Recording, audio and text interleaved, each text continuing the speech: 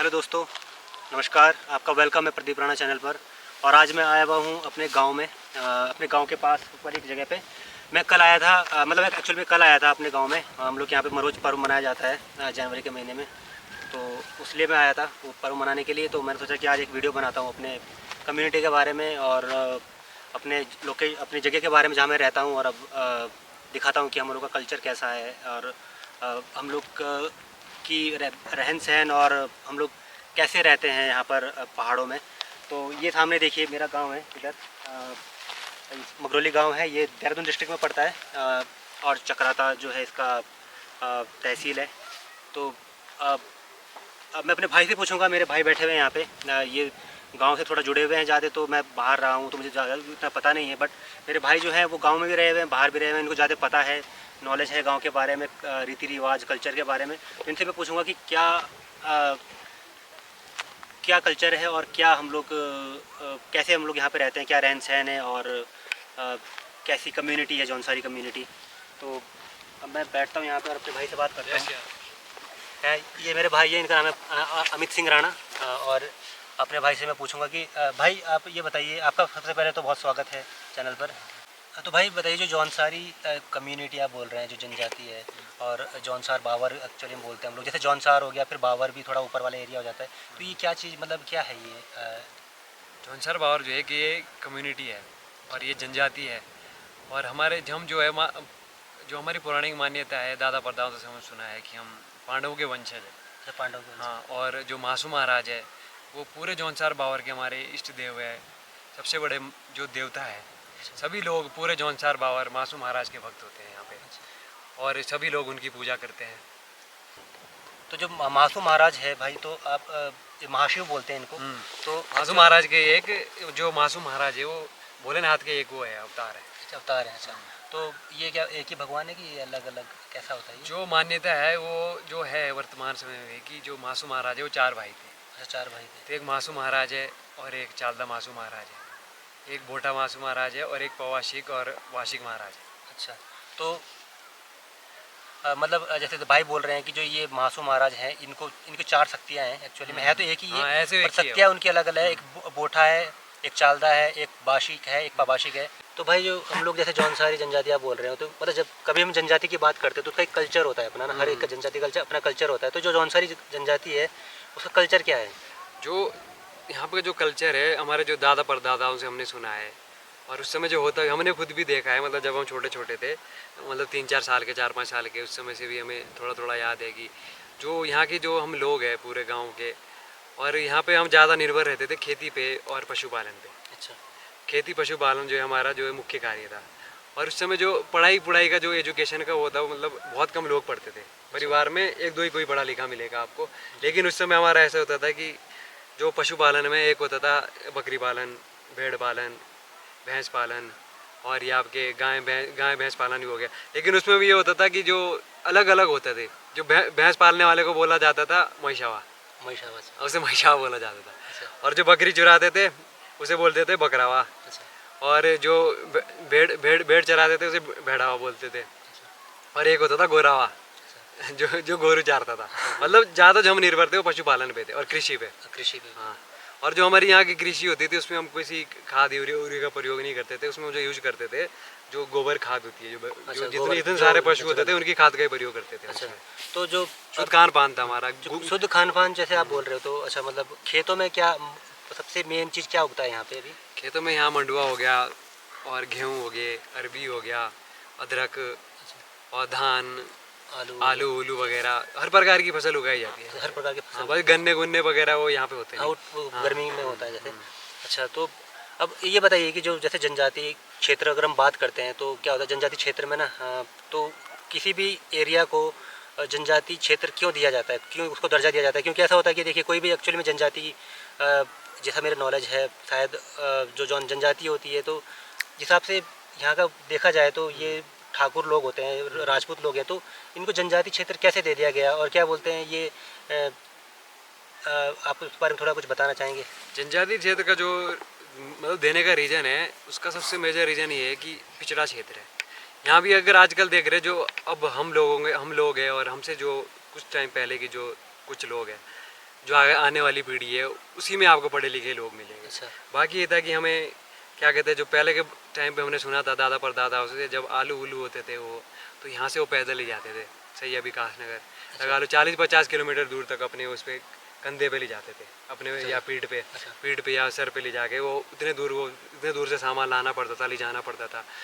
Road rod नहीं थी, सुख सुविधाएं नहीं थी, किसी प्रकार का हॉस्पिटल नहीं था, एजुकेशन नहीं था, और पिछड़े हुए थे लोग थे, हमें किसी बारे में किसी जानकारी नहीं थी। मतलब जैसे एक सभ्य समाज होता है जिसमें हम बस अपने खेती में, अपने पशुपालन में व्यस्त रहते थे, बाकी हमें देश दुनिया में क्या और देश दुनिया में क्या और इस बारे में हमें नॉलेज नहीं होती। अच्छा, तो मतलब जो ये इसलिए ऐसा था कि जो अपना जो जनजाति है इसीलिए दिया गया क्योंकि ये प्लेस के हिसाब से, जो स्थान के हिसाब से थोड़ा पिछड़ा हुआ था, बट एक्चुअली में यहाँ पे जो लोग हैं वो पंडित भी होते हैं, राजपूत है, पंडित है, और हमारे क्या कहते हैं, हाँ दास भी होते हैं। अच्छा, तो भाई आप जैसे आप बात कर रहे हो कि यहाँ पर आपने जैसे बात करी कि जो हम लोग का एजुकेशन का सिस्टम आप बोल रहे हो, या फिर आप बात करते हैं कि मेडिकल सिस्टम हो गया, ठीक है, तो आप बोल रहे हो कि नहीं था पहले, बट अभी कितना है? अभी अगर जो यहाँ के जो गवर्नमेंट जो यहाँ पे काम करती है, यहाँ पे जो यहाँ के मेन विधायक या फिर यहाँ के नेता लोग हैं, उन्होंने कितना यहाँ पे चेंज किया हुआ है? अगर हम बात करें यहाँ पे विकास की, अच्छा, तो अगर हम सबसे पहले करते हैं, हम जो रोड होती है, रोड सबसे मेन होती है किसी भी देश या गांव के विकास में। तो उसमें मतलब मुझे लगता है, जहाँ तक मैंने देखा है, बहुत अच्छा काम हुआ है रोडों के क्षेत्र में, हर जगह रोड पहुँच चुकी है सारे गाँव में। लेकिन जो शिक्षा और स्वास्थ्य, इसमें आज भी हम बहुत पीछे हैं। अच्छा, यहाँ पे बहुत पीछे हैं। अगर हम स्वास्थ्य की बात करें, स्वास्थ्य सुविधाएं, तो हमारा जो मेन हॉस्पिटल है यहाँ पे अगर देखें हम, तो त्यूनी हो गया आपका, और ये चक्राता हो गया, और सैया। तो यहाँ पे मतलब बिल्डिंगें बना दी गई है, स्ट्रक्चर है, हॉस्पिटल बना दिए गए हैं, लेकिन जो फैसिलिटी है वो ना के बराबर। अगर मैं आपको बताना चाहूँ एक परसेंटेज में, एक हॉस्पिटल में अगर 100% फैसिलिटीज़ होती है, तो उसमें मैं 30% ही दूंगा कि मतलब जो ये तीनों हॉस्पिटल है, 30% भी यहाँ पे सुविधाएं नहीं है। अब देखो आप, मैं बता देता हूँ कि एक डॉक्टर मुश्किल से होगा, वो भी कभी होता है कभी नहीं होता है। और इसमें ये कि जैसे स्पेशलिस्ट होता है डॉक्टर, हर चीज़ का, हर बीमारी का अलग अलग डॉक्टर होता है, वो तो चलो रहने दो, वो भी हमें नहीं चाहिए, पर यार ये कि डॉक्टर तो 2-3 डॉक्टर तो रखो जो ढंग के डॉक्टर हो। अब ऐसा होता है कि किसी के सर दर्द हो रहा, बदन दर्द हो रहा, और क्या कहते हैं किसी का पैर टूट रहा, तो जब वहाँ डॉक्टर के पास जाते हैं तो वो एक दवाई पकड़ा देता है। वही वाला सीन हो गया कि जैसे वो पैरासीटामोल वगैरह होती है कि सर दर्द, बदन दर्द, कमर दर्द की, सारी एक ही दवाई दे दो, सारे का काम करेगी, दर्द कम हो जाता है। और जैसे हमारी महिलाएं यहाँ पे, किसी की क्या कहते हैं डिलीवरी होने वाली होती है, तो उस समय बहुत दिक्कत होती है क्योंकि इनके पास कोई सुविधाएं नहीं है। अगर हम यहाँ से पहले तो यहाँ से ले जाना है, गाँव से ऊपर तक ले जाना है, चक्राता तक। अगर हम चक्राता तक ले जा भी लेते हैं तो वो डॉक्टर ऐसे डॉक्टर है कि वो देखेंगे थोड़ी देर, फिर वो बोलते हैं कि हमारे पास का नहीं, तुम क्या कहते हैं देहरादून ले जा रहे हो। अच्छा, वो रेफ़र कर देते हैं? हाँ, रेफ़र कर देते हैं। मतलब इतनी भी फैसिलिटी नहीं है कि उनके पास वो डिलीवरी करा सकें। अच्छा, तो देखो मतलब जाने अनजाने में, इतनी दूर जाने में कोई भी बात घट सकती है, क्योंकि किसी की पेशेंट की जो स्थिति होती है क्रिटिकल भी होती है, अगर उस समय उसे इलाज मिल जाता तो वो ठीक हो जाता है। और जब तक हम नीचे पहुँचाते हैं, देहरादून भी का 2.5-3 घंटे लग जाते हैं, तो कभी देर भी हो जाती है इस मामले में।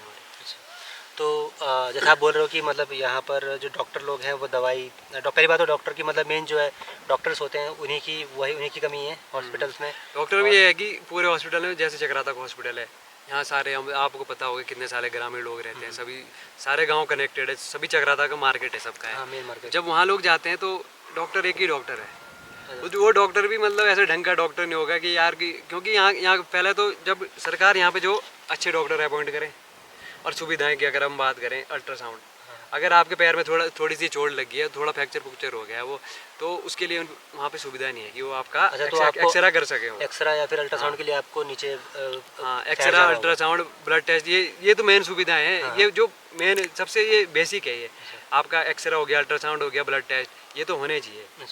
ये जो है वहाँ पे हर हॉस्पिटल में ये सुविधाएं होनी चाहिए, और 2-2, 3-3 डॉक्टर होने चाहिए। ओके, तो ये मेडिकल की बात हो गई, तो मैं जैसे मतलब आप लोगों ने देखा कि मतलब भाई बोल रहे हैं, तो ये अपने एक्सपीरियंस के हिसाब से बोल रहे हैं। हाँ। और अभी हम लोग इसके ऊपर हम लोग का कोई ऐसा भाई, हम जैसा मैं आपसे बात करूँ कि मतलब हम लोग को ऐसा नहीं है कि कुछ गलत निगेटिव व्यू देना है, बट ये जो एक्सपीरियंस के हिसाब से बात कर रहे हैं, जितना इन्होंने अपने जैसे गांव में रह करके, जितना उन्होंने अपने रिश्तेदारों या फिर गांव के और लोगों को ऑब्जर्व करके दिखा है, तो उसके हिसाब से बात कर रहे हैं। तो भाई आप ये बताइए कि जो एजुकेशन का आप बोल रहे हो कि एजुकेशन के हिसाब से यहाँ पे कितना इम्प्रूवमेंट हुआ है? एजुकेशन की अगर हम बात करते हैं, आज जितने भी हमारे जौनसार बावर के जो बच्चे हैं, वो यहाँ पे मतलब चकराता या आसपास के गांव में आपको पढ़ते हुए दिखाई नहीं देंगे। अच्छा उन्हें सबको नीचे जाना पड़ता है, देहरादून विकास नगर। उसकी मेन सुविधाएं ये नहीं है कि स्कूल नहीं है गांव में, स्कूल है गांव में, लेकिन जो टीचर है, टीचरों का पूरा अभाव है। अगर कोई टीचर आता है तो ऐसे आता है, वो क्या कहते हैं, अगर 2 टीचर है एक स्कूल में, तो टीचर ऐसे आते हैं, एक हफ्ते एक ड्यूटी करता है, एक हफ्ते एक ड्यूटी करता है, या फिर शनिवार संडे आ जाते हैं। और बच्चे 4-5 बच्चे स्कूल में, तो जाएगा कौन आप भेजोगे अपना बच्चा जहाँ पे मतलब क्या कहते हैं, हफ्ते में एक हफ्ते में 3-4 दिन स्कूल लगता हो, और उसमें भी पढ़ाई का कोई लेवल नहीं है, कुछ अच्छा तो नहीं है। अच्छा तो आप बोल रहे हैं कि मतलब यहाँ पे टीचर्स की कमी, जो टीचर आते हैं वो भी अपने स्विच करके, जैसे आप आते हैं एक हफ्ते एक आगे, एक वो हफ्ते हफ्ता लगा देते हैं। अगर एक स्कूल में 2 टीचर है तो एक हफ्ते एक आता है, एक हफ्ते एक आता है। अच्छा तो इसमें क्या बोलते हैं, गांव वाले जैसे गांव के लोग हो गए या फिर जो पेरेंट्स हो गए, बच्चों के पेरेंट्स होते हैं, वो कुछ बोलते नहीं है टीचर्स को? पेरेंट्स बोलते हैं, लेकिन ये है ना, कोई अगर उनकी सुने तब है।